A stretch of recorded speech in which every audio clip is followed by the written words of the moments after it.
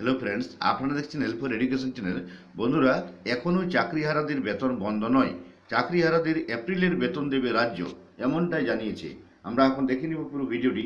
তো দেখুন, কলকাতা হাইকোর্ট যেটা রায় নিয়ে দিয়ে দেখুন, 16,000 চাকরিহারাদেরকে 26,000 চাকরিহারাদেরকে এপ্রিল মাসের বেতন দেবে রাজ্য সরকার। শ্রম আইনের সিদ্ধান্ত শিক্ষা দপ্তরের।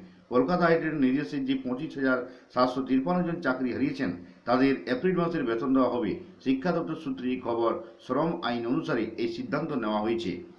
কলকাতা হাইকোর্টের নির্দেশে যে 25,000 এতজন হারিয়েছেন তাদের এপ্রিল মাসের বেতন দেওয়া হবে। আমরা পুরো ভিডিওটি দেখছি।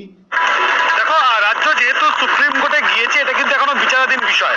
ফলত যখন বিচারাধীন বিষয়, সেক্ষেত্রে তাদের যে বেতন, সেই বেতন দিতে কিন্তু কোনো রকমভাবে অসুবিধা নেই, অর্থাৎ আইনি কোনো সমস্যা থাকার কথা নয়। সেক্ষেত্রে শিক্ষা দপ্তরের সূত্রে যা খবর, তাতে কিন্তু এই যারা রয়েছে অর্থাৎ প্রায় 26,000, সেই 26,000 প্রত্যেকেই কিন্তু বেতন দেওয়া হবে। চলতি মাসের যে বেতন, সেই বেতন তাদেরকে দেওয়া হবে, এবং সেটাই কিন্তু এখনো পর্যন্ত আমরা শিক্ষা দপ্তর সূত্রে জানতে পারছি। ফলত এই জায়গায় যতদিন পর্যন্ত এই সুপ্রিম কোর্টের বিষয়টা ফয়সালা না হয়, ততদিন পর্যন্ত বিচারাধীন বিষয় থাকবে, এবং তার ফলে চলতি মাসের বেতন তারা পাচ্ছেন, এমনটাই কিন্তু সূত্রের খবর।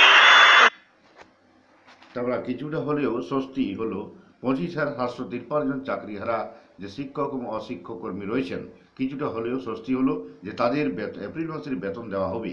শিক্ষা দপ্তর সূত্রেই খবর। শ্রম আইন অনুসারে এই সিদ্ধান্ত নেওয়া হয়েছে। শুধু তাই নয়, যতদিন সুপ্রিম কোর্টে এই মামলা চলবে ততদিন কারো বেতন বন্ধ করা হবে না। তো ধন্যবাদ বন্ধুরা, থ্যাংক ইউ।